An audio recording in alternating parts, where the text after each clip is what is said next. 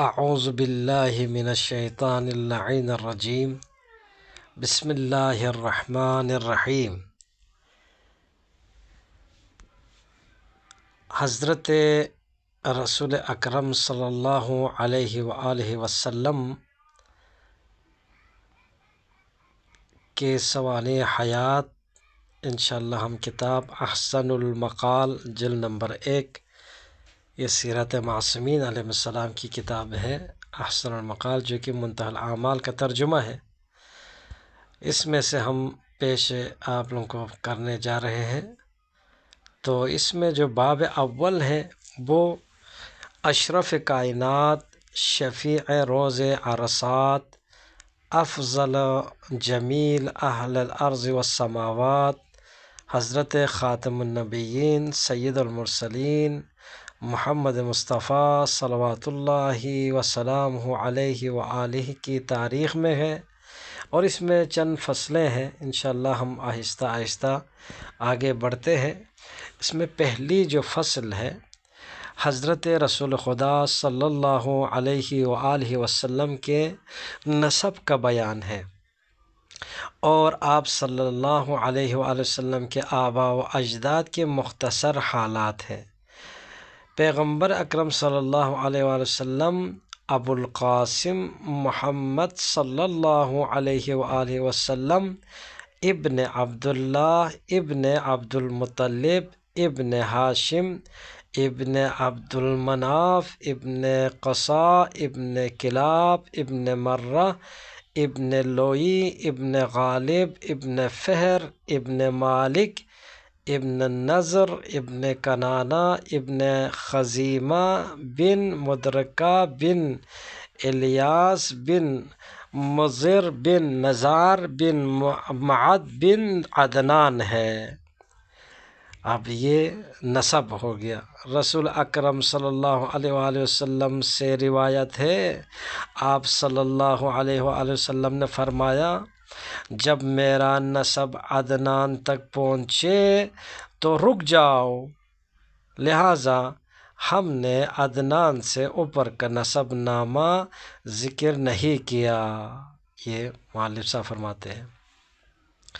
ان حضرات کے حالات بیان کرنے سے پہلے ہم علامہ مجلسی کا وہ کلام نقل کرتے ہیں۔ وہ فرماتے ہیں، واضح ہو جائے کہ علماء امامیہ شیعہ کا اس بات پر اجماع و اتفاق ہے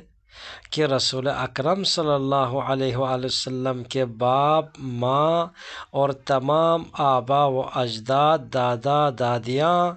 حضرت آدم علیہ نبینا علیہ الصلوۃ والسلام تک سب مسلمان تھے۔ یہ علماء شیعہ امامیہ اس بات پر اتفاق ہے، اور آپ صلی اللہ علیہ وآلہ وسلم کے نور نے صلب مشرک اور رحم مشرکہ میں قرار نہیں پایا،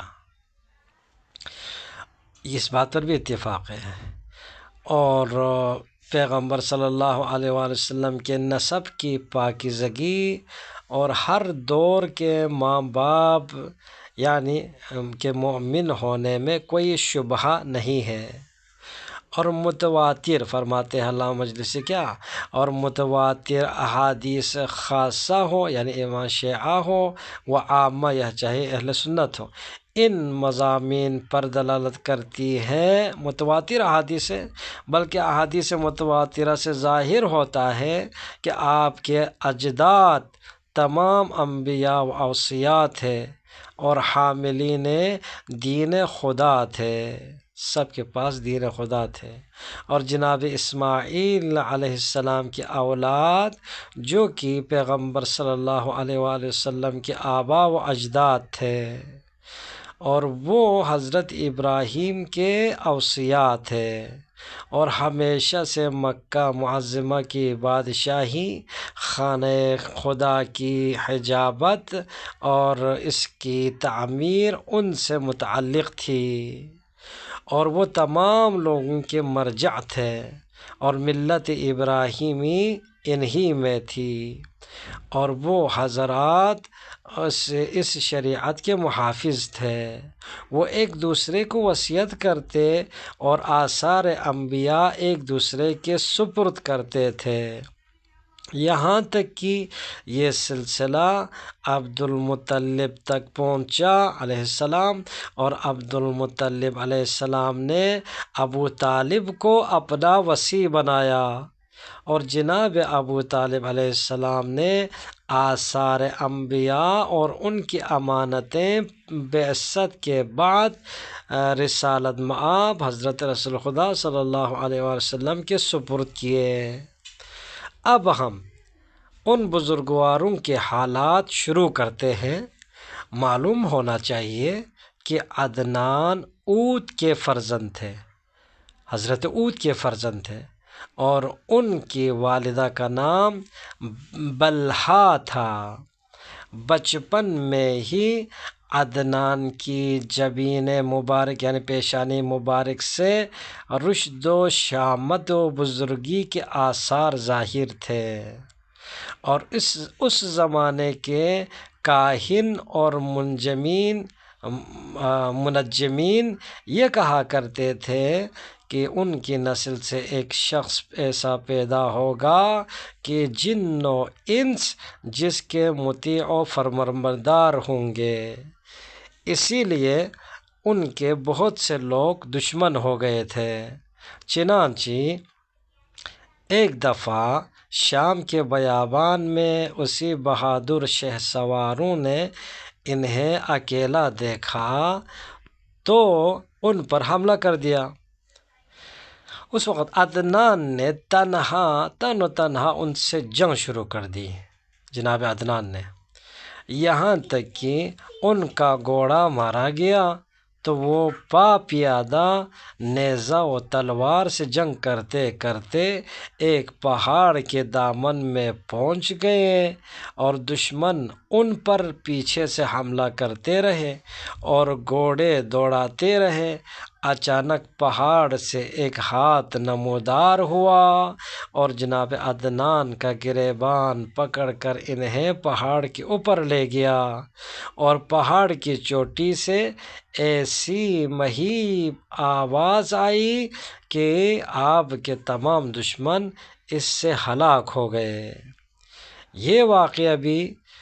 حضرت صلی اللہ علیہ وآلہ وسلم کے معجزات میں سے ہے۔ خلاصہ یہ ہے کہ جب جناب عدنان حد رشد و تمیز کو پہنچے تو سردار عرب، سید سلسلہ و قبیلہ قرار پائے،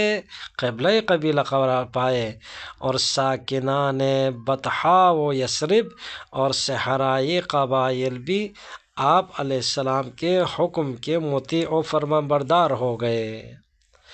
اور جب بخت نصر بیت المقدس کو فتح کر چکا، بخت نصر نے بیت المقدس کو فتح کر چکا، تو اس نے تسخیر بلاد و اقوام عرب کا قصد کیا، بلاد و اقوام عرب کا تسخیر کرنے کا قصد کیا، اور عدنان سے جنگ کی اور ان کے بہت سے انصار کو قتل کیا بخت نصر نے۔ بھلا آخرکار کیا ہوا؟ عدنان پر غالب آ گیا بخت نصر، اور اتنے عرب اس نے قتل کیے کہ اب عدنان اور دوسرے لوگ اس کے مقابلہ میں نہ ٹھہر سکے۔ مجبوراً ہر شخص کسی نہ کسی طرف بھاگ نکلا، اور جناب عدنان اپنی اولاد سمیت یمن کی طرف چلے گئے اور اس جائے امن کو اپنا وطن قرار دیا، اور مرتے دم تک وہیں رہے۔ ان کے 10 فرزند تھے، جناب عدنان کے 10 فرزند تھے، جن میں سے بعض کے نام معد، عق، عدن، عد اور غنی تھے،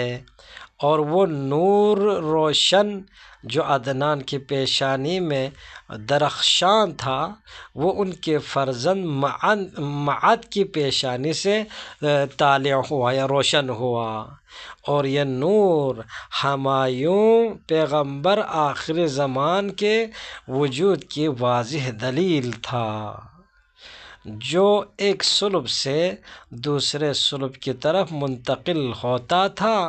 جب وہ نور پاک معد کی طرف منتقل ہوا، اس وقت بخت نصر بھی مر چکا تھا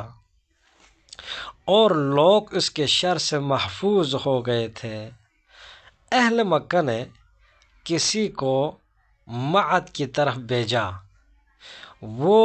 عرب قبائل میں لائے گئے اور وہ سردار عرب ہو گئے۔ ان کے ہاں 4 بیٹے پیدا ہوئے، معد کے ہاں 4 بیٹے پیدا ہوئے، اور ان کا نور جمال ان کے بیٹے نزار، ایک بیٹے کا نام تھا نزار، بیٹے نزار کی طرف منتقل ہو گیا، یعنی عدنان سے معد کی طرف، پھر معد سے اس کی اولاد تھی نزار، اس کی طرف یہ نور منتقل ہوگا۔ نزار کی والدہ معانتہ بنت حوشم قبیلہ جرہم سے تھی۔ جب نزار پیدا ہوئے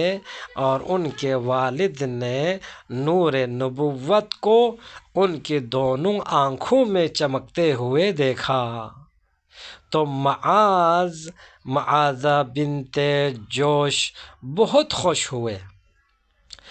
اور اونٹوں کو ذبح کیا اور لوگوں کو کھانا کھلایا اور کہا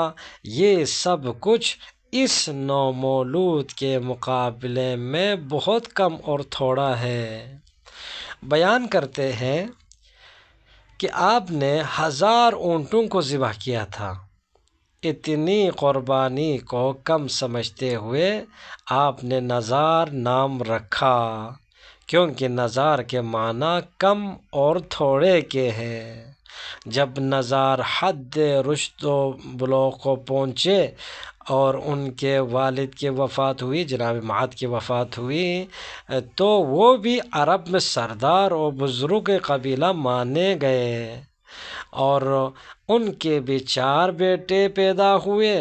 جب ان کی موت کا وقت قریب آیا تو وہ دیہات سے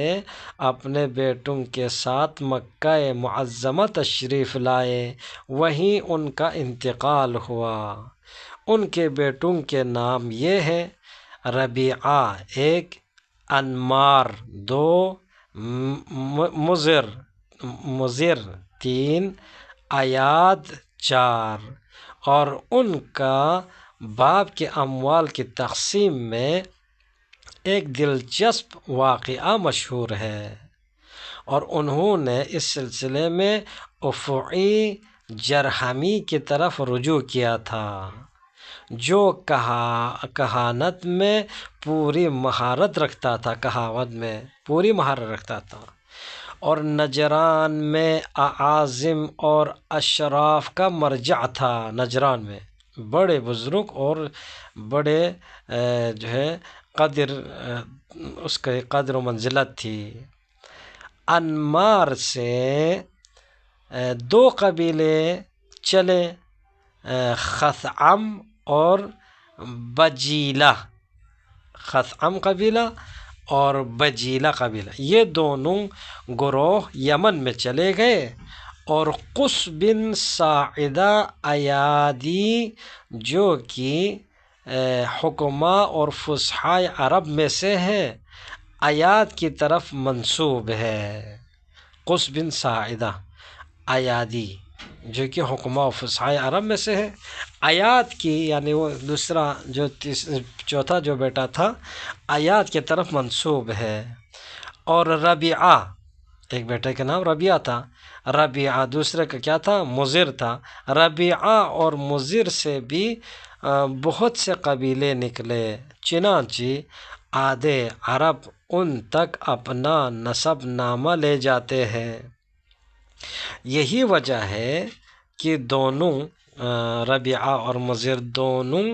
کثرت میں ضرب المثل ہو گئے، اور ربیعہ و مضر کی فضیلت کے لیے وہ حدیث نبوی کافی ہے کہ ربیعہ و مضر کو گالی نہ دو، پیغمبر صلی اللہ علیہ وسلم نے فرمایا، چونکہ وہ دونوں مسلمان تھے، اور ماضر کا معدل ہے، اور ماضر وہی بننے سے پہلے والے وہی یعنی ماضر ہی بننے سے پہلے والے دودھ کو کہتے ہیں، یعنی ماضر وہی بننے سے یعنی وہی بننے سے پہلے والے دودھ کو کہتے ہیں، اور مضر کا نام عمرو تھا، اور ان کی والدہ سودہ بنت عق تھی، اور نور نبوت نزار سے مضر کی طرف منتقل ہوا تھا، اور باپ کے بعد وہ رئیس رتمی سے قبیلہ تھے، یعنی رئیس قبیلہ، اور اقوام عرب ان کے فرمانبردار تھے، اور وہ ہمیشہ دین ابراہیمی کی تبلیغ کرتے تھے، اور لوگوں کو صراط مستقیم کی ہدایت کرتے رہتے تھے۔ کہتے ہیں کہ وہ تمام لوگوں سے زیادہ خوش الحال تھے، اور وہ پہلے شخص ہے کہ جس نے اونٹوں کے لیے ہدی خوانی کی۔ ان کے ہاں 2 بیٹے پیدا ہوئے، ایک اعلان جن سے بہت سے قبائل پیدا ہوئے، اور دوسرے الیاس کہ جن کی طرف نور نبوت منتقل ہوا، لہذا باپ کے بعد یہی قبائل عرب میں بزرگ تسلیم کیے گئے، چنانچہ ان کو سید العشیرہ کا لقب دیا گیا۔ قبائل کے معاملات اور اہم امور کے ان کے مشورہ اور ثوابدید پر فیصلے ہوتے تھے، اور جب تک نور محمدی صلی اللہ علیہ وآلہ وسلم ان کے پشت سے منتقل نہیں ہوا، کبھی کبھی وہ اپنی پشت سے زمزمہ تسبیح سنتے تھے، اور ہمیشہ عرب جناب لقمان اور ان جیسے لوگوں کی طرح انہیں معظم اور محترم سمجھتے ہیں۔ ان کی والدہ کا نام جناب الیاس کی والدہ کا نام دباب تھا، اور ان کی زوجہ محترمہ لیلی بنت حلوان قزاعیہ یمنیہ ہے کہ جنہیں خندف کہتے ہیں، اور ان کے 3 بیٹے تھے، عمرو، عامر، امیرہ، یہ جناب الیاس کے بیٹے تھے۔ کہتے ہیں جب ان کے بیٹے حد بلوغ و رشد کو پہنچ گئے تو ایک عدن عمرو اور عامر اپنی والدہ لیلی کے ساتھ صحرا میں گئے۔ اچانک راستے میں ایک خرگوش اچھلا اور ایک طرف بھاگنے لگا، اور اونٹ خرگوش کی وجہ سے بد کے عمرو عامر اس خرگوش کے پیچھے دوڑے۔ عمرو پہلے اس تک پہنچا، اور عامر نے جا کر اسے شکار کیا اور اس کے کباب بنائے۔ لیلی کو اس سے سرور اور فخر محسوس ہوا، اور وہ جلدی سے الیاس کے پاس آئی، جناب الیاس علیہ السلام کے پاس آئی، چونکہ وہ ناز و انداز سے چل رہی تھی۔ جناب الیاس نے کہا این تخندفین، یعنی کہاں نازل سے چل رہی ہے، یعنی کہاں ناز سے چل رہی ہو،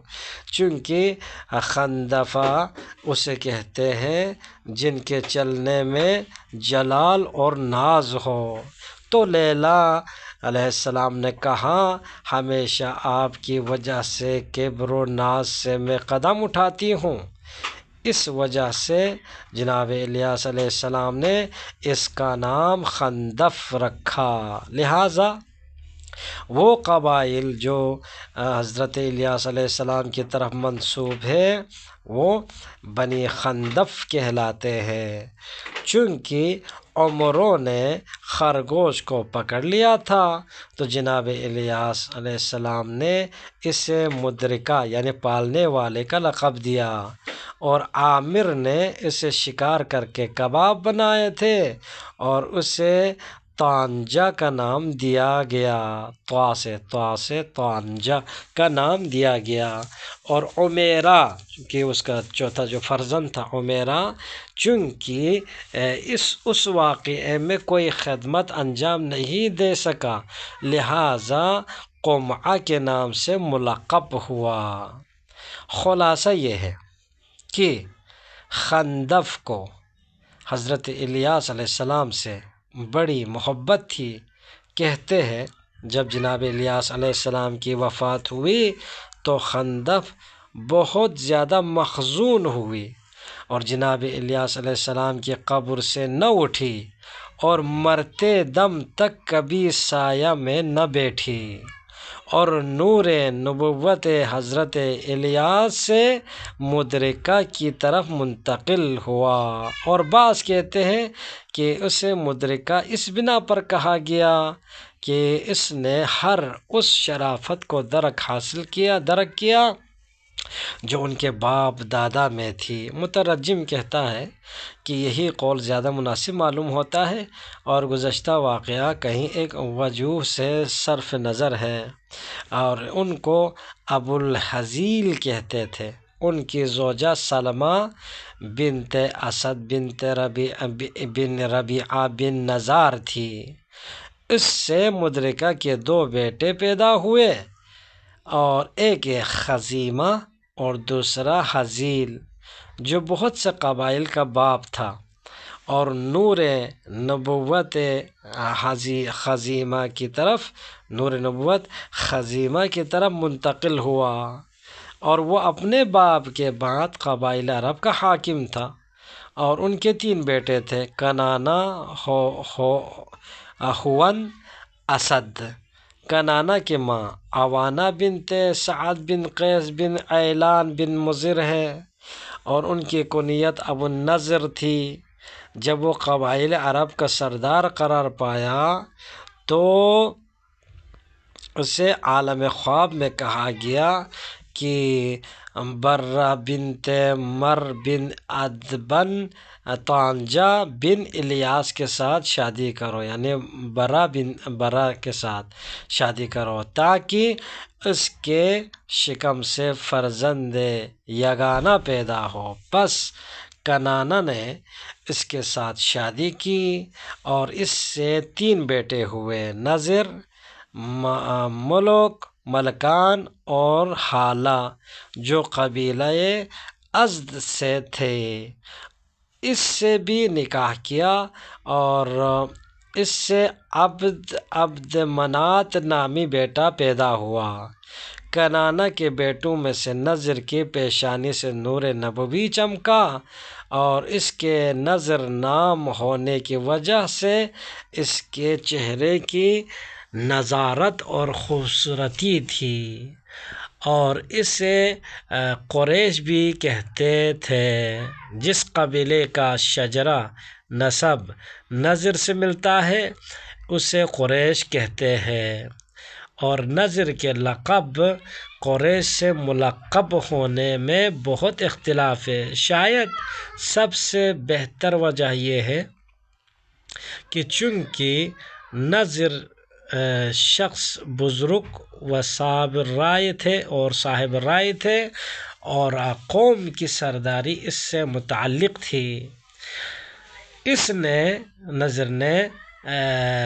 قبیلہ کے بکھرے ہوئے لوگوں کو جمع کیا، اور زیادہ تر لوگ ہر صبح اس کے دسترخوان پر جمع ہوتے تھے، اس وجہ سے اس کا لقب قریش ہوا،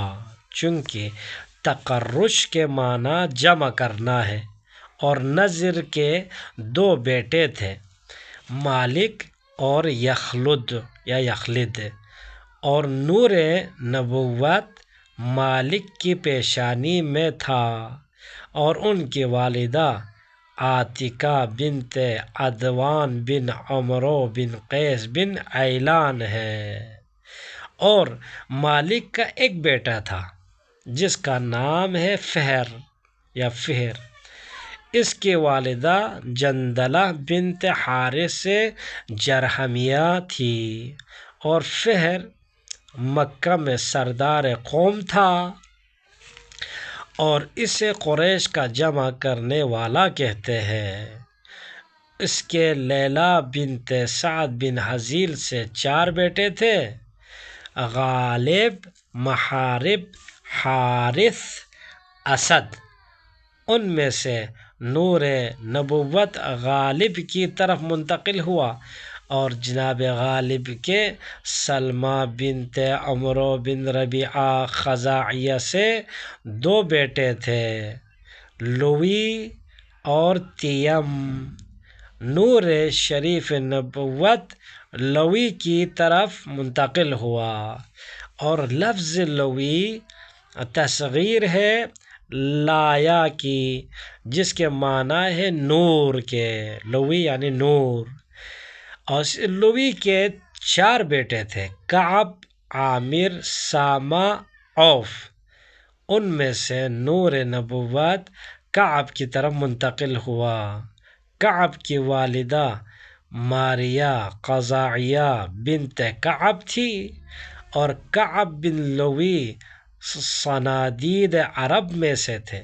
اور قبیلہ قریش میں سب سے برتر سمجھا جاتا تھا، اور اس کی بارگاہ پناہ لینے والوں کو ملجا و پناہ گاہ تھی۔ اور عربوں کا یہ قاعدہ تھا کہ جب کوئی عظیم مصیبت یا عجیب و غریب واقعہ رونما ہوتا، اس واقعے کے سال کو اپنی تاریخ قرار دیتے تھے۔ اسی لیے انہوں نے کعب کی وفات والے سال کو جو ہبوط آدم سے یعنی 56,044 سال کی مدت تھی، عام الفیل تک تاریخ قرار دیا۔ اور اس کے محشیہ بنت شیبان سے 3 بیٹے ہوئے، مرہ، عدی، حصیص باقی بھائیوں سے بڑا تھا، اور اس کا ایک بیٹا تھا عمرو، اور عمرو کے 2 بیٹے تھے، ایک سہم اور دوسرا جمع۔ اور سہم کی طرف عمرو بن عاص، اور جمع کی طرف عثمان بن مظنون، صفوان بن امیہ، اور ابو مقدورہ جو کہ مؤذن رسول تھا منسوب ہے۔ اور عدی بن کعب کی طرف عمر بن خطاب منسوب ہے، اور مرہ کعب وہ بزرگ ہے جس کی طرف کعب بن لوی سے نور محمدی منتقل ہوا۔ اور مرہ کعب اس کے 3 بیٹے تھے، کلاب جن کی والدہ حنت بنت سری بنت ثعلبہ تھی، اور دوسرے بیٹوں تیم و یقظہ کی ماں رقیہ تھی۔ ابو بکر و طلحہ کا قبیلہ تیم کی طرف منسوب ہے، اور یفظہ کا بیٹا مخزوم نامی تھا جس کی طرف بنی مخزوم منسوب ہے، اور جن میں سے سلمہ، خالد بن ولید اور ابو جہل ہے۔ اور کلاب بن مرہ کے 2 بیٹے تھے، ایک زہرہ کہ جس کی طرف جناب آمنہ والدہ نبی اکرم صلی اللہ علیہ وسلم، سعد بن ابی وقاص اور عبد الرحمن بن عوف ہے۔ دوحہ کا نام قصا ہے، جس کا نام زید تھا۔ اس سے قصا اس لیے کہتے تھے چونکہ ان کی والدہ فاطمہ بنت سعد نے کلاب کی وفات کے بعد ربیعہ بن حرام قزاعی سے شادی کر لی۔ زہرا کو، جو اس کا بڑا بیٹا تھا، مکہ میں چھوڑ گئی اور قزا جو چھوٹا تھا اسے اپنے ساتھ لے گئی اور اپنے شوہر کے ہمراہ قبیلہ قزاعہ میں رہنے لگی۔ چونکہ قزا مکہ سے دور چلا گیا تو اسے قصا کہنے لگے، جس کے معنی ہے دور ہونے والا۔ جب قصا بڑا ہو گیا تو اپنے والدہ اور مادری بھائی زراح بن ربیعہ سے حج کے موقع پر الوداع کہہ کے قبیلہ قزاعہ کے ایک گروہ کے ساتھ مکہ کی طرف روانہ ہوا۔ وہاں اپنے بھائی زہرہ کے ساتھ رہنے لگا، یہاں تک کہ وہاں کا بادشاہ ہو گیا۔ اس زمانے میں سردار مکہ جلیل ابن جیسا تھا۔ جلیل قبیلہ خزاعہ پر، جو جرہمیوں کے بعد مکہ پر مسلط ہو گئے تھے، حکومت کرتا تھا وہ۔ اس کے کئی بیٹے اور بیٹیاں تھیں، ان میں سے اس کی ایک بیٹی تھی حبی۔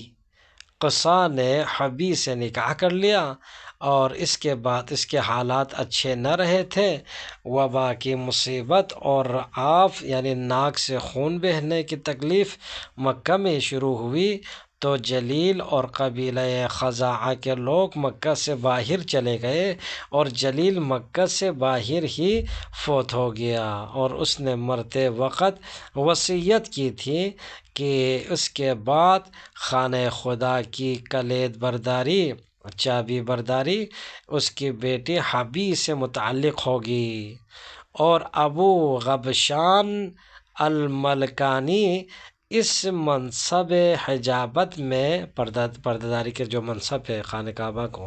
تو اس میں اس کا شریک ہو گیا۔ اور یہ معاملہ یوں ہی رہا یہاں تک کہ قصا کے حبی سے 4 بیٹے پیدا ہوئے: عبد المناف، عبد العزیٰ، عبد القصا، عبد الدار۔ قصا نے حبی سے کہا کہ بہتر ہے کہ خانہ کعبہ کی کلید برداری اپنے بیٹے عبد الدار کے سپرد کر دو تاکہ یہ میراث اولاد اسماعیل سے باہر نہ جائے۔ اس وقت حبی نے کہا کہ مجھے اپنے سے کوئی چیز عزیز نہیں، لیکن ابو غبشان جو میرے باپ کے حکم اور وصیت کے مطابق میرے ساتھ شریک ہے، اس کا کیا کروں؟ اس وقت قصا نے کہا کہ اس کی چارہ جوئی میرے لیے آسان ہے۔ پس حبی نے اپنا حق اپنے بیٹے عبد الدار کو سونپ دیا اور قصا چند دنوں کے بعد طائف گیا۔ ابو غبشان وہاں تھا۔ ایک رات ابو غبشان نے بزم عیش آراستہ کی اور شراب خوری میں مشغول ہوا۔ قصا اس مجلس میں موجود تھا۔ جب اس نے ابو غبشان کو خوب مست پایا اور دیکھا کہ وہ عقل کھو بیٹھا ہے تو اس سے منصب حجابت شراب کی ایک مشک کے بدلے خرید لیا اور اس خریداری کو محکم کر لیا اور اس پر چند لوگوں کو گواہ کیا اور خانہ کعبہ کی چابی اور اس سے لے لی اور فوراً مکہ میں آیا اور وہاں لوگوں کو جمع کیا اور اس اجتماع میں کلید خانہ کعبہ اپنے بیٹے عبد الدار کے سپرد کر دی۔ ادھر ابو غبشان جب ہوش میں آیا تو سخت پشیمان ہوا اور کوئی چارہ کار اسے نظر نہ آیا۔ اور عرب میں یہ ضرب المثل ہو گئی، وہ کہتے کہ فلاں ابو غبشان سے زیادہ احمق، زیادہ نادم اور زیادہ خسارہ میں ہے، زیادہ خسارہ میں ہے۔ خلاصہ یہ ہے کہ جب قصا ابو غبشان سے کلید خانہ یعنی چابی لے چکا اور قریش کا سردار اور امیر ہو گیا،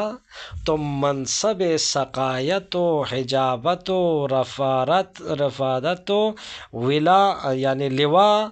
اور ندوہ دار ندوہ اور دوسرے معاملات اس کے ساتھ مخصوص ہو گئے۔ سقایت کا مطلب ہے حاجیوں کو پانی پلانا۔ حجابت کا مقصد ہے خانہ کعبہ کی چابی پاس رکھنا، اور خانہ خدا میں حاجیوں کو داخل ہونے دینا۔ اور رفادت کے معنی ہے کھانا کھلانا، اور یہ رسم تھی کہ ہر سال اتنا کھانا تیار کیا جائے جو حاجیوں کے لیے کافی ہو، اور مزدلفہ میں آ کر ان میں تقسیم کیا جائے۔ اور لواء کا معنی یہ ہے کہ قصا جب مکہ سے کوئی فوج باہر بھیجتا تو آفسران لشکر کو ایک ایک علم دیتا تھا، اور یہ قانون قصا کی اولاد میں رسول خدا صلی اللہ علیہ وسلم کے زمانے تک برقرار رہا۔ اور دار الندوہ کے معنی ہے مشورہ کرنے کی جگہ، اور وہ اس طرح تھا کہ قصا نے خانہ کعبہ کے قریب ایک زمین خرید کی اور اس پر ایک مکان تعمیر کیا اور اس کا دروازہ مسجد کی طرف بنایا۔ اس مکان کا نام دار الندوہ رکھا۔ جب کوئی سخت معاملہ درپیش ہوتا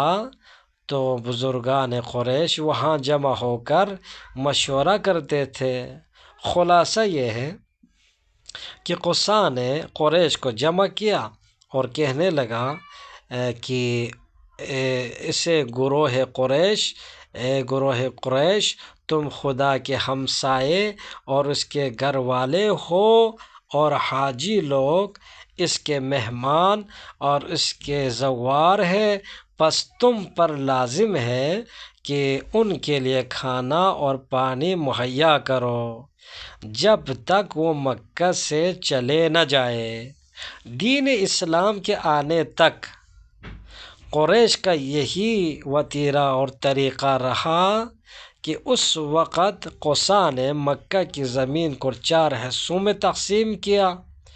اور قریش کو اس میں آباد کیا، لیکن بنی خزاعہ اور بنی بکر نے جو پہلے مکہ پر تسلط تھے، جب قصا کا غلبہ دیکھا اور خانہ کعبہ کی چابی دوسرے کے ہاتھ میں نظر آئی تو انہوں نے فوج اکٹھی کی اور اس سے برسر پیکار ہوئے، اور پہلے تو قصا کو انہوں نے شکست دی۔ پس زراح بن ربیعہ اپنے دوسرے بھائیوں کے ساتھ جو ربیعہ کے اولاد تھے اور خزاعہ کے ایک گروہ کے ساتھ قصا کی مدد کے لیے آیا اور قبیلہ خزاعہ کے ساتھ جنگ کی، یہاں تک کہ قصا غالب آ گیا۔ پس انہوں نے قصا کی شاہی تسلیم کر لی، اور وہ پہلا بادشاہ ہے کہ جس کو قریش اور عرب کی سلطنت ملی، اور اس نے بکھرے ہوئے قریشیوں کو جمع کیا اور ہر ایک کو مکہ میں معین جگہ دی۔ اس لیے اس کو مجمع بھی کہتے ہیں۔ شاعر کہتا ہے ابوکم قصا کان یدعی مجمعا به جمع اللہ القبائل من فہر، یعنی تمہارا باپ قصا ہے جسے مجمع کے نام سے پکارا جاتا تھا، جس کے ذریعہ خدا نے فہر کے قبائل کو جمع کیا۔ قصا اتنی عظمت کا مالک ہو گیا کہ کوئی شخص اس کی اجازت کے بغیر کوئی کام نہیں کر سکتا تھا۔ کوئی عورت اس کی اجازت کے بغیر اپنے شوہر کے گھر نہ جا سکتی تھی، اور اس کے احکام قبیلہ قریش میں اس کی زندگی اور موت کے بعد دین کی طرح لازم العمل سمجھتے جاتے تھے۔ پھر قصا نے منصب سقایت اور رفادت و حجابت اور لواء اور دارالندوہ، یہ جو 4-5 عہدے ہیں، وہ اپنے بیٹے عبدالدار کے سپرد کر دیے، اور قبیلہ بنی شیبہ اسی کی اولاد میں سے ہے، جو کلید خانہ کعبہ کے میراث کے طور پر مالک تھے۔ جب اس کا زمانہ ختم ہوا اور قصا نے وفات پائی تو اسے حجون میں دفن کیا گیا، اور نور محمدی صلی اللہ علیہ وآلہ وسلم قصا سے عبد المناف کی طرف منتقل ہوا۔ عبد المناف کا نام مغیرہ تھا، اور انتہائی حسن و جمال کی وجہ سے اس کا لقب قمر البطحاء ہو گیا تھا۔ قمر البطحاء کہا جاتا تھا عبد المناف کو،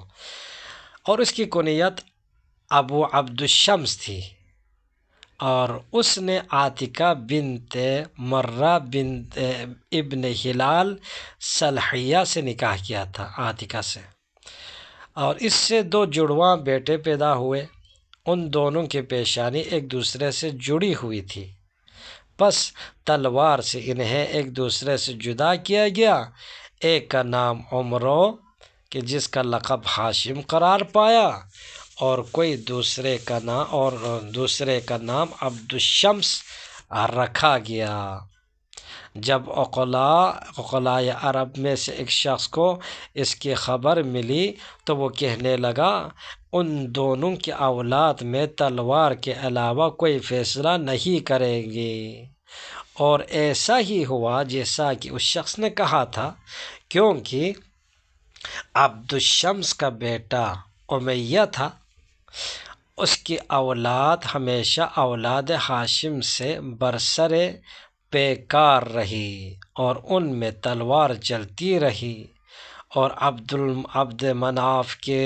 ان 2 بیٹوں کے علاوہ بھی 2 بیٹے تھے، المطلب کہ جس کے قبیلے میں سے عبیدہ بن حارث اور شافعی ہے، اور دوسرا بیٹا نوفل تھا کہ جس کی طرف جبیر بن مطعم منسوب ہے، اور ہاشم بن عبد المناف کو جن کا نام عمرو تھا بلند مرتبہ ہونے کی بنا پر عمر العلا کہتے تھے،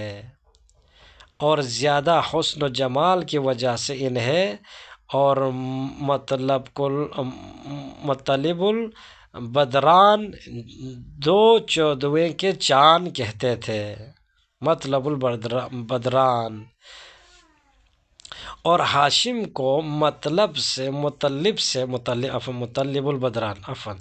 کہتے تھے، اور ہاشم کو مطلب سے بڑی الفت و محبت تھی، جیسا کہ عبد الشمس کو نوفل کے ساتھ۔ اور جب ہاشم کمال رشد کو پہنچے تو جوان مردی اور مروت کے آثار ان سے ظاہر ہوئے، اور انہوں نے مکہ کے لوگوں کو اپنی حمایت کے سائے میں لے لیا۔ چنانچہ جب مکہ میں قحط اور مہنگائی کی مصیبت درپیش ہوئی اور لوگوں پر سختی آئی تو ہاشم نے شام کا سفر کیا، وہاں سے اپنے اونٹوں پر غلہ لاد کر مکہ میں لے آئے۔ ہر صبح و شام 1 اونٹ ذبح کرتے اور ان کا گوشت پکوا کر منادی ندا کراتے، اور مکہ کے لوگوں کو کھانے کی دعوت دیتے، اور روٹیاں شوربے میں بھگو کر انہیں کھلاتے، اس لیے ان کا لقب ہاشم ہو گیا۔ کیونکہ حشم کا معنی چورنا ہے، چورنا۔ عرب کا ایک شاعر ان کی مدح میں کہتا ہے، ترجمہ شعر ہے: بلند مرتبہ عمروں نے ثرید، شوربے میں روٹی کے ٹکڑے بھگونا کھلایا، یعنی بلند مرتبہ عمروں نے ثرید کھلایا اپنی اس قوم کو جو مکہ میں قحط سالی سے پریشان تھے۔ دو سفر ان کی طرف منسوب ہے، سردی اور گرمی کا سفر۔ جب ہاشم کا معاملہ عروج کو پہنچا اور عبد المناف کی اولاد کو قوت حاصل ہوئی تو انہوں نے پختہ ارادہ کر لیا کہ منصب سقایت و رفادت و حجابت و لواء اور دار الندوہ عبد الدار کی اولاد سے لے اور خود ان چیزوں کا تصرف کرے۔ اس مہم میں عبد الشمس، ہاشم، نوفل اور عبد المطلب چاروں بھائی متفق ہو گئے۔ اس وقت عبد الدار کی اولاد کا رئیس عامر بن ہاشم بن عبد المناف بن عبدریہ تھا۔ جب اسے عبد المناف کی اولاد کا ارادہ معلوم ہوا تو اس نے اپنے دوستوں کو جمع کیا۔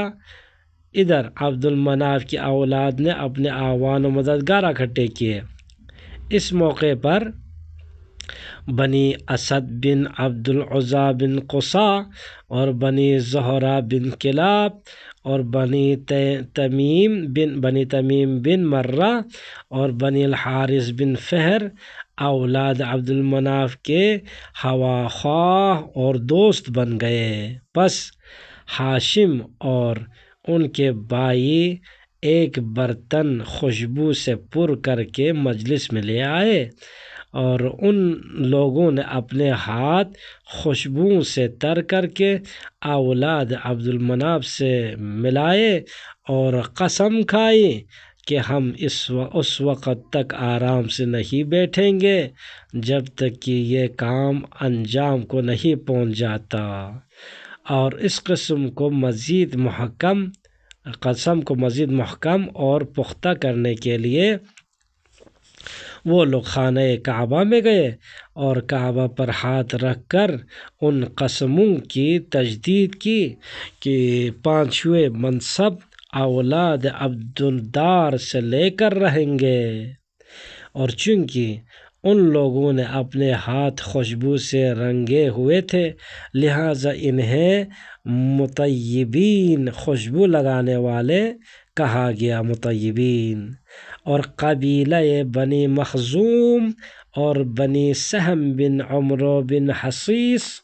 اور بنی عدی بن کعب عبد الدار کے معین و مددگار ہو گئے اور اولاد عبد الدار کے ساتھ خانہ کعبہ میں آ کر قسم کھائی کہ عبد المناف کی اولاد کو ان کے کام میں دخیل نہ ہونے دیں گے۔ اور عربوں نے اس گروہ کو احلاف کا لقب دیا کہ جس وقت احلاف و متبعین اپنی عداوت میں جوش دکھانے لگے اور آلات حرب و ضرب سیدھے کرنے لگے تو جانبین کے دانشور اور عقلاء درمیان میں آ گئے اور انہوں نے کہا کہ اس جنگ و جدال میں طرفین کے نقصان کے علاوہ کوئی فائدہ نہیں ہوگا، اور اس طرح دست و گریبان ہونے اور خون بہانے سے قریش کمزور ہو جائیں گے اور قبائل عرب ان پر زیادتی کرنے لگیں گے۔ بہتر یہ ہے کہ معاملہ صلح و آشتی کے ساتھ طے کیا جائے، اور یہ قرار پایا کہ سقایت و رفادت کا کام عبد المناف کی اولاد کے سپرد ہو اور حجابت و لواء اور دار الندوہ پر اولاد عبد الدار کا تصرف ہو۔ لہٰذا جنگ سے رک گئے اور ایک دوسرے سے نرمی و مدارات سے پیش آئے۔ اب اولاد عبد المناف نے ان دونوں مناصب کے سلسلے میں قرآن اندازی کی اور ان دونوں منصبوں کا قرعہ فال ہاشم کے نام پر نکلا۔ اس کے بعد عبد المناف اور اولاد عبدالدار میں یہ پانچواں منصب بطور میراث چلتے رہے، چنانچہ رسول خدا صلی اللہ علیہ وآلہ وسلم کے زمانے میں کلید برداری مکہ کا منصب عثمان بن ابو طلحہ بن عبد العزیٰ بن عثمان بن عبدالدار کے پاس تھا، اور جب حضرت رسول خدا صلی اللہ علیہ وسلم نے مکہ فتح کیا تو عثمان کو بلایا اور خانہ کعبہ کی چابی اس کے حوالے کر دی،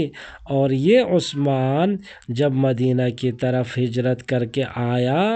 تو اس نے چابی اپنے چاچا کے بیٹے شیبہ کے سپرد کی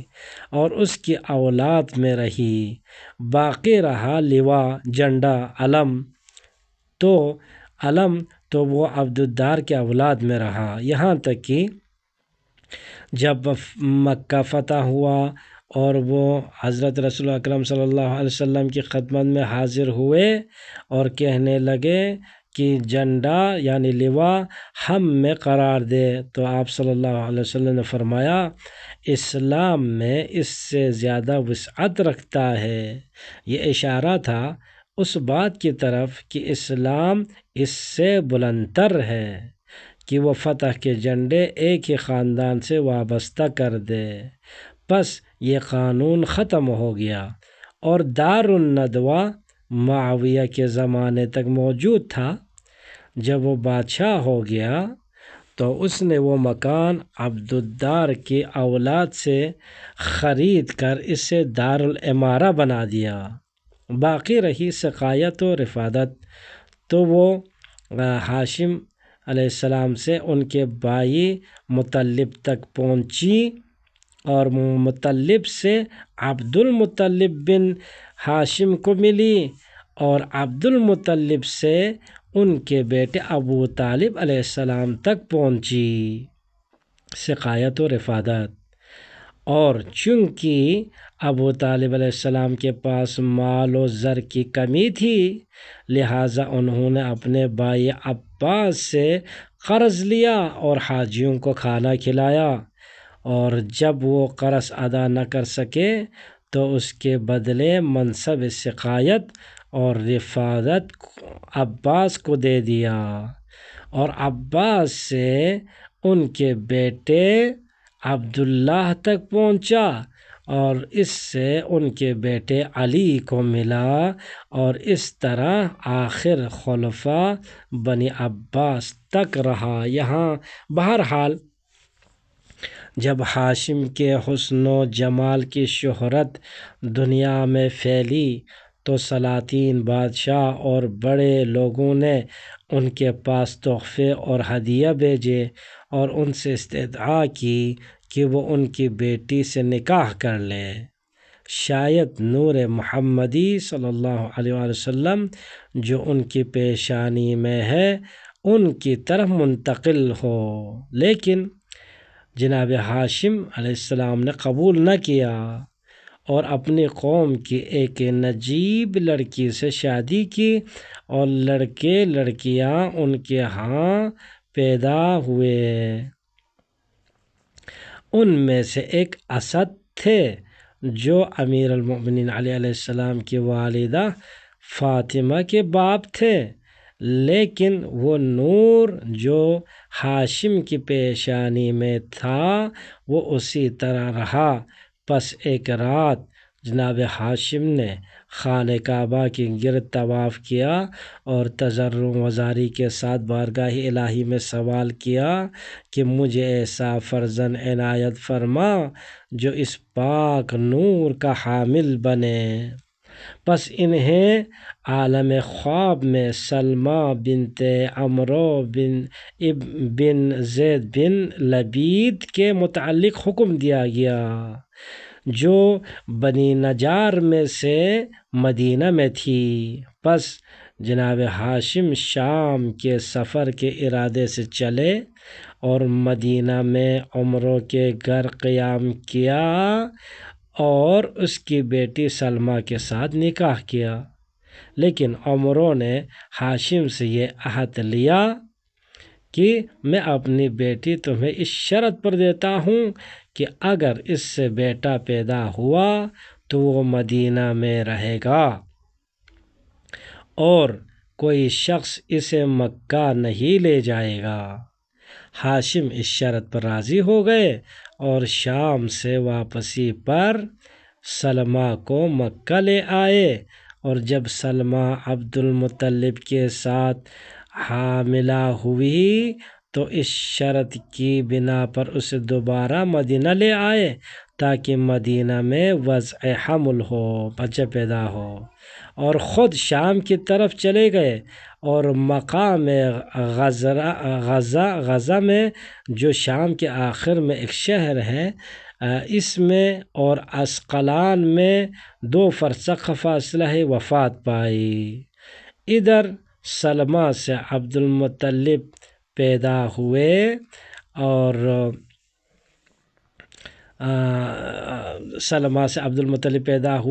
اور ان کا عامر نام رکھا،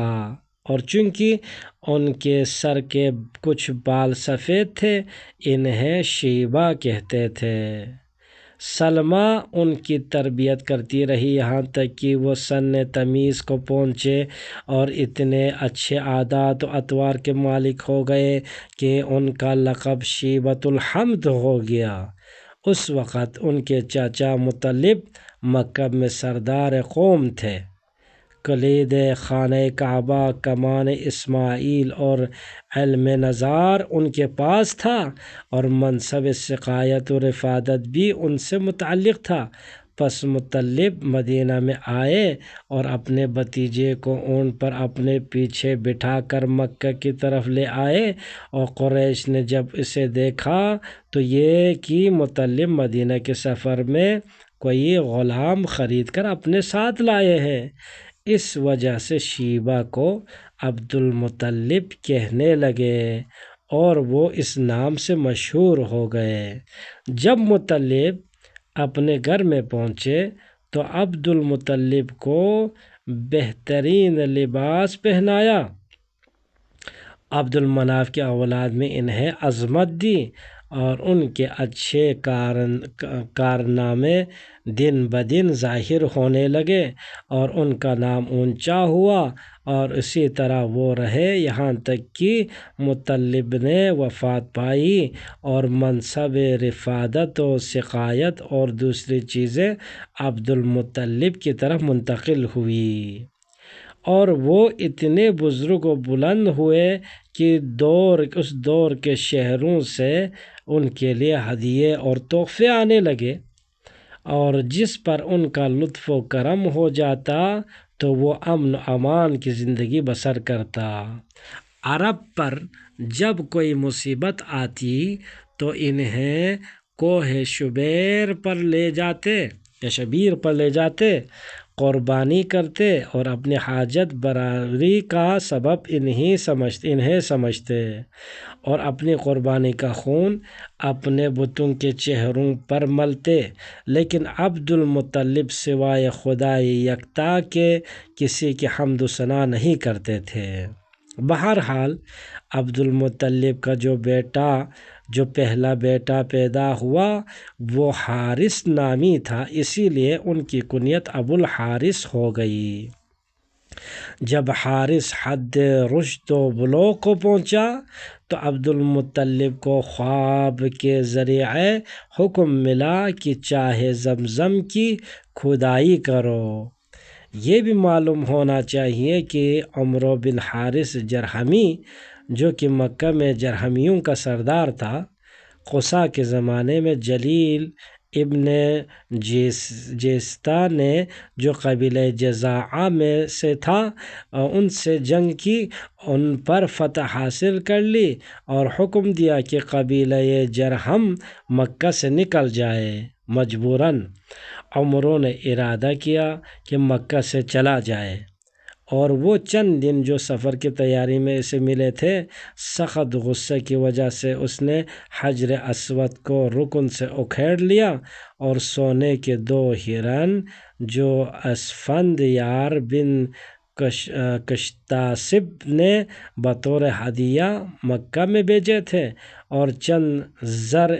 زرہیں اور چند تلواریں جو مکہ کی نفیس چیزوں میں سے تھے، وہ عمروں نے لے کر چاہے زمزم میں پھینک دے اور اس کنویں کو مٹی سے بھر دیا۔ پس یہ لوگ وہاں سے یمن کی طرف چلے گئے اور یہی حالات رہے، یہاں تک کہ عبد المطلب نے اپنے زمانے میں اپنے بیٹے حارث کو ساتھ لے کر چاہے زمزم کی کھدائی کی اور یہ چیزیں اس کنویں سے باہر نکالے۔ قریش کہنے لگے کہ ان میں سے آدھی چیزیں ہمیں دیجیے، کیونکہ یہ ہمارے گزشتہ بزرگوں کی میراث ہے۔ عبد المطلب نے اس وقت کہا، اگر تم لوگ چاہو تو اس معاملے کا قریش سے فیصلہ کر لے۔ وہ لوگ راضی ہو گئے۔ پس عبد المطلب نے ان چیزوں کے 2 برابر حصے کر دیے اور اس شخص سے فرمایا جو قرعہ نکالتا تھا کہ قرعہ کعبہ، عبد المطلب اور قریش کے نام ڈالو۔ جب اس نے قرعہ ڈالا تو دونوں سونے کے ہرن کعبہ کے نام پر اور تلوار اور زریں کا دروازہ بنایا اور ان دونوں ہرنوں کو کعبہ کے دروازے پر لٹکایا، اور وہ غزال الکعبہ کے نام سے مشہور ہوئے۔ منقول ہے کہ ابو لہب نے انہیں چرا کر بیچ دیا اور ان کی قیمت سے شراب و قمار بازی کی۔ ابن ابی الحدید اور دوسرے لوگوں نے نقل کیا ہے کہ جب عبد المطلب نے زمزم کے پانی کو جاری کیا تو باقی قریشیوں کے سینے میں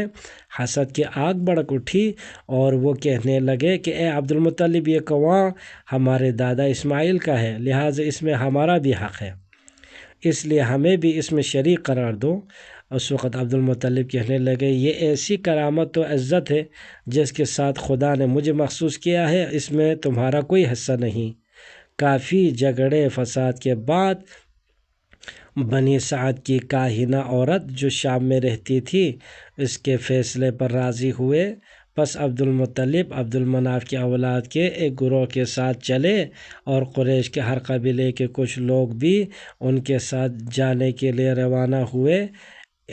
دوران راستہ یعنی اثناء راہ میں ایک بیابان میں جہاں پانی نہ تھا، عبد المناف کی اولاد کے ہاں پانی ختم ہو گیا اور باقی قریشیوں کے پاس جو پانی تھا انہوں نے دینے سے انکار کر دیا۔ جب پیاس کا ان پر غلبہ ہوا تو عبد المطلب نے کہا کہ آؤ ہم میں سے ہر شخص اپنی قبر کھول لے اور جب کوئی مر جائے تو دوسرے اس کو دفن کر دے، کیونکہ اگر ایک شخص ہم میں سے دفن کے بغیر رہ جائے تو یہ اس سے بہتر ہے کہ ہم سب بغیر دفن ہوئے پڑے رہے۔ جب قبریں کھود چکے اور موت کا انتظار کرنے لگے تو عبد المطلب نے کہا، اس طرح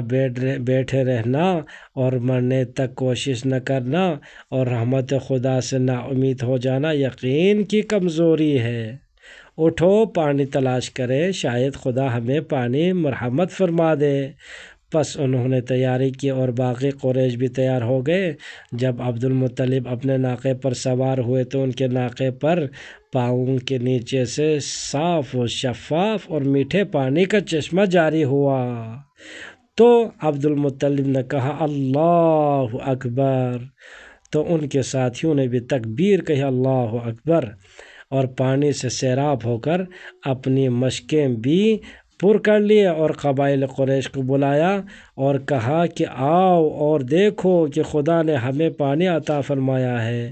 تم بھی آؤ، جتنا چاہو پیو اور ساتھ لے جاؤ۔ جب قریش نے عبد المطلب سے اس کرامت عظمیٰ کا مشاہدہ کیا تو کہنے لگے کہ خدا نے ہمارے اور آپ کے درمیان فیصلہ کر دیا ہے، اب ہمیں اس کاہنہ سے فیصلہ کرانے کی ضرورت نہیں، اب زمزم کے معاملے میں ہمیں آپ سے کوئی تنازع، کوئی جھگڑا نہیں باقی نہیں رہا۔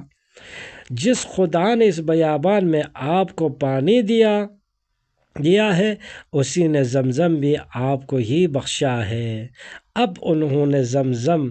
پیغمبر صلی اللہ علیہ وسلم کے سپرد کر دیا۔ بہرحال زمزم کی کھدائی عبد المطلب کے حوالے کر دیا۔ بہرحال زمزم کی کھدائی کے بعد عبد المطلب کی عظمت شان بڑھ گئی۔ سید البطحاء اور ساقی الحجاج اور حافر زمزم کے القاب کا ان کے القاب میں اضافہ ہوا، اور لوگ ہر بلا و مصیبت میں ان کو اپنی پناہ گاہ سمجھتے تھے، اور قحط سالی، سختی اور مصیبت میں ان کے نور جمال سے توسل کرتے تھے، اور خداوند عالم ان کی سختیوں کو دور فرماتا تھا۔ اور آن جناب کے 10 بیٹے اور 6 بیٹیاں تھیں، جن کا تذکرہ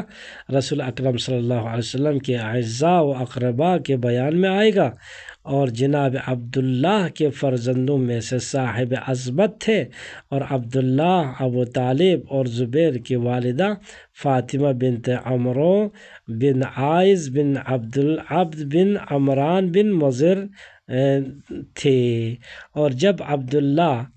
اپنی والدہ سے پیدا ہوئے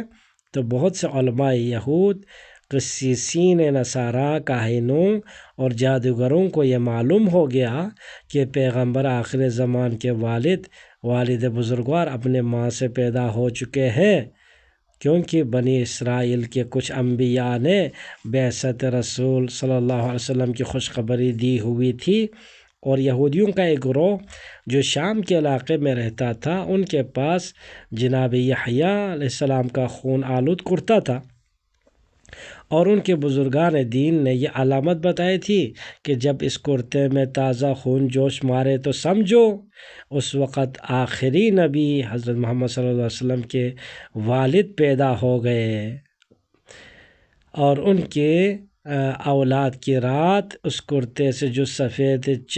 پشم کا تھا تازہ خون جوش مارنے لگا۔ بہرحال جب جناب عبداللہ پیدا ہوئے تو نور نبوی صلی اللہ علیہ وسلم جو آپ کے اجداد کی پیشانی میں چمکتا تھا، ان کی جبین سے ساطع ہوا۔ دن بدن آپ پلتے بڑھتے رہے، یہاں تک کہ جب آپ چلنے پھرنے اور باتیں کرنے لگے تو آپ کو آثار غربیہ اور علامات عجیبہ نظر آنے لگے۔ چنانچہ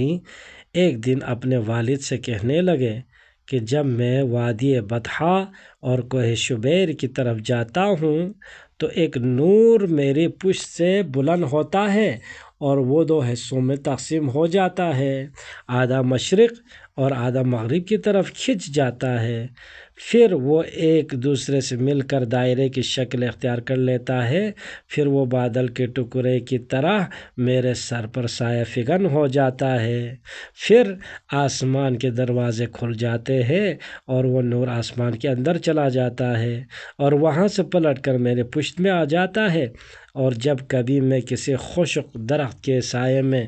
بیٹھ جاؤں تو وہ سرسبز و شاداب ہو جاتا ہے، اور جب وہاں سے اٹھ کھڑا ہوتا ہوں تو دوبارہ وہ خشک ہو جاتا ہے، اور بعض اوقات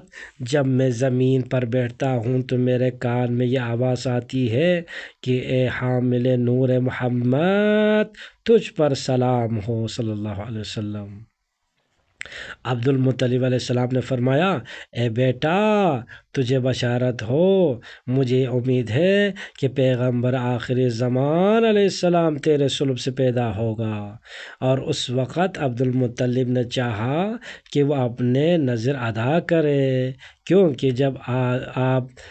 چاہے زمزم کی کھدائی کر رہے تھے اور قریش کے ان سے جھگڑتے تھے تو انہوں نے خدا سے یہ عہد کیا کہ جب ان کے 10 بیٹے ہو جائیں گے جو ایسے کاموں میں ان کے پشت پناہی کریں تو ان میں سے ایک کو وہ راہ خدا میں قربان کریں گے، چونکہ اس وقت اس کے 10 بیٹے ہو گئے تھے۔ انہوں نے مصمم ارادہ کر لیا کہ وہ اپنے عہد کو پورا کرے، پس انہوں نے اپنے بیٹوں کو جمع کیا اور اپنے ارادے سے مطلع فرمایا تمام نے سر اطاعت خم کیا، یہ طے پایا کہ قرآن دازی کی جائے، جس کے نام قرآن نکلے اس کو قربان کرے۔ قرآن ڈالا گیا تو جناب عبداللہ کا نام نکلا۔ عبد المطلب علیہ السلام نے عبداللہ علیہ السلام کا ہاتھ پکڑا اور انہیں اصاف اور نائلہ کے درمیان لے آئے جہاں قربانیاں نحر کی جاتی تھی، اور چھری اٹھائی تاکہ انہیں قربان کرے۔ جناب عبداللہ کے باگروہ قریش اور مغیرہ بن عبداللہ بن عمرو بن مخزوم معنی ہو گئے اور کہنے لگے جب تک کوئی عذر ہو سکتا ہے ہم عبداللہ علیہ السلام کو ذبح نہیں ہونے دیں گے۔ بالآخر عبد المطلب علیہ السلام کو انہوں نے اس بات پر آمادہ کر لیا کہ مدینہ میں ایک عورت کا کاہنہ اور عرافہ ہے، اس کے پاس چلیے تاکہ وہ فیصلہ کرے اور کوئی چارہ کار بتائے۔ جب اس عورت کے پاس گئے تو وہ کہنے لگی تمہارے نزدیک مرد کا خون بہنا یعنی دیت کتنا ہے، خون بہا کتنے ہیں؟ کہنے لگے 10 اونٹ۔ وہ کہنے لگے ابھی مکہ واپس چلے جاؤ اور عبداللہ کی 10 اونٹوں کے ساتھ قرآن دازی کرو، اگر قرآن عبداللہ کے نام پر آئے تو پھر فدیہ کو اور بڑھاؤ، اور اسی طرح اونٹوں کی تعداد بڑھاتے جاؤ یہاں تک کہ قرآن اونٹوں کے نام پر آئے اور عبداللہ بچ جائے اور خدا بھی راضی ہو۔ پس جناب عبداللہ قریش کے ساتھ مکہ میں واپس آئے اور عبداللہ کا 10 اونٹوں کے ساتھ قرآن ڈالا گیا تو قرآن عبداللہ کے نام نکلا۔ پھر انہوں نے 10 اونٹوں اور بڑھائے تو پھر قرآن عبداللہ کے نام آیا۔ اسی طرح بڑھاتے رہے یہاں تک کہ اونٹوں کی تعداد 100 تک پہنچی تو اب قرآن اونٹوں کے نام آیا۔ قریش بہت خوش ہوئے اور کہنے لگے خدا راضی ہو گیا۔ عبد المطلب کہنے لگے رب کعبہ کی قسم اس پر اکتفا نہیں کیا جا سکتا۔ بہرحال 2 دفعہ پھر قرآن ڈالا گیا اور اونٹوں کے نام نکلا تو عبد المطلب مان گئے اور انہوں نے وہ 100 اونٹ جناب عبداللہ کے فدیہ میں قربان کیے، اور یہی وجہ ہے کہ اسلام میں ایک مرد کا خون بہا 100 اونٹ مقرر ہوئے، اور اسی لیے پیغمبر اسلام صلی اللہ علیہ وسلم نے فرمایا انا ابن الذبیحین کہ میں 2 ذبیحوں کا باپ ہوں۔ آپ صلی اللہ علیہ وسلم کا مقصد ان 2 ذبیحوں سے اپنے جد حضرت اسماعیل ذبیح اللہ والد عبداللہ تھے، اور ذبیح اللہ حضرت اسماعیل اور والد عبداللہ تھے۔ علامہ مجلسی فرماتے ہیں جب جناب عبداللہ عالم شباب کو پہنچے تو چونکہ نور نبوت علیہ السلام ان کی پیشانی سے چمکتا تھا تو تمام اکابر و اشراف نواحی و اطراف ارجمند تھے، خواہش رکھتے تھے کہ انہیں اپنی بیٹی دے اور ان کا یہ نور لوٹ لے، کیونکہ آپ حسن و جمال میں یگانہ روزگار تھے۔ دن کے وقت جس کے قریب سے گزرتے وہ مشک و عنبر کی خوشبو آپ سے سونگھتا، اور اگر رات کو گزرتے تو دنیا ان کے چہرے کے نور سے روشن ہو جاتی، اور اہل مکہ ان کو مصباح حرم چراغ حرم کہتے تھے، یہاں تک کہ تقدیر الہی کے مطابق جناب عبداللہ کا صدف گوہر رسالت پناہ یعنی جناب آمنہ بنت وہب بن عبد المناف بن زہرہ بن کلاب بن مرہ کے ساتھ نکاح ہو گیا۔ پھر جناب علامہ مجلسی علیہ رحمہ نے سبب تزویج طویل گفتگو کے ساتھ بیان کیا ہے، اس مقام پر گنجائش ذکر نہیں ہے، اور روایت کی ہے کہ جب جناب آمنہ کی شادی جناب عبداللہ سے ہو گئی تو 200 عورتیں جناب عبداللہ کے وصال کی حسرت میں ہلاک ہو گئی۔ بہرحال جب جناب آمنہ اس در ثمین کا صدف قرار پائے تو تمام کاہنین عرب کو یہ معلوم ہو گیا، اور وہ ایک دوسرے کو بتانے لگے، اور کہیں سال ہو گئے تھے کہ عرب قحط سالی میں مبتلا تھے۔ اس نور کے آمنہ کی طرف منتقل ہونے کے بعد بارش ہوئی اور لوگوں کو سبزہ کی فراوانی کی نعمت نصیب ہوئی، یہاں تک کہ اس سال کا نام انہوں نے عام الفتح یعنی کاشائش کا سال رکھا، وسعت کا سال۔ اور اسی سال حضرت عبد المطلب نے جناب عبداللہ کو تجارت کے عنوان سے شام کی طرف بھیجا، اور شام سے واپسی پر جب عبداللہ مدینہ پہنچے طبیعت ناساز ہو گئی، آپ کے ساتھ انہیں وہیں چھوڑ کر مکہ چلے آئے۔ ان کے جانے کے بعد اسی بیماری میں آپ علیہ السلام کی وفات ہوئی اور ان کے جسم مبارک کو دار النابغہ میں دفن کر دیا گیا۔ ادھر جب حضرت عبد المطلب کو اپنے بیٹے کی بیماری کی خبر ملی تو انہوں نے اپنے سب سے بڑے بیٹے حارثہ کو مدینہ بھیجا تاکہ وہ جناب عبداللہ کو مکہ میں لے آئے، اور اس وقت پہنچا جب آپ جہان فانی کو الوداع کہہ چکے تھے۔ آپ کی عمر 25 سال تھی۔ آپ کی وفات کے وقت تک آمنہ علیہ السلام نے اپنے بچے کو جنم نہیں دیا تھا۔ ایک روایت کے مطابق 2 ماہ اور ایک کے مطابق 7 مہینے کے ہوئے تھے۔ حضرت علیہ السلام حضرت السلام ہو چکے تھے، 7 مہینے کا حضرت السلام ہو چکے تھے۔ اور ایک روایت میں ہے کہ ایک رات حضرت رسول اکرم صلی اللہ علیہ وسلم اپنے والدہ جناب آمنہ کی قبر کے پاس گئے اور 2 رکعت نماز پڑھ کر انہیں پکارا تو اچانک قبر پھٹ گئی۔ جناب عبداللہ قبر میں بیٹھے ہوئے کہہ رہے تھے اشہد ان لا الہ الا اللہ وانک نبی اللہ ورسولہ۔ حضرت صلی اللہ علیہ وسلم نے پوچھا اے والد گرامی آپ کے ولی کون ہیں؟ انہوں نے کہا اے بیٹا تمہارا والی کون ہے؟ آپ صلی اللہ علیہ وسلم نے فرمایا آپ کا ولی علی ہے۔ تو جناب عبداللہ نے کہا میں گواہی دیتا ہوں کہ علی میرا ولی ہے۔ پھر آپ صلی اللہ علیہ وسلم نے فرمایا پلٹ جائیے اس باغ بہشت کی طرف کہ جس میں آپ تھے۔ پھر آپ علیہ السلام اپنے والدہ گرامی کی قبر کے آپ صلی اللہ علیہ وسلم اپنے والدہ گرامی کی قبر کے پاس آئے اور جس طرح والد کی قبر پر فرمایا وہی عمل یہاں بھی کیا، 2 رکعت نماز پڑھی۔ علامہ مجلسی فرماتے ہیں کہ اس روایت سے معلوم ہوتا ہے کہ پیغمبر صلی اللہ علیہ وسلم کے والدین ایمان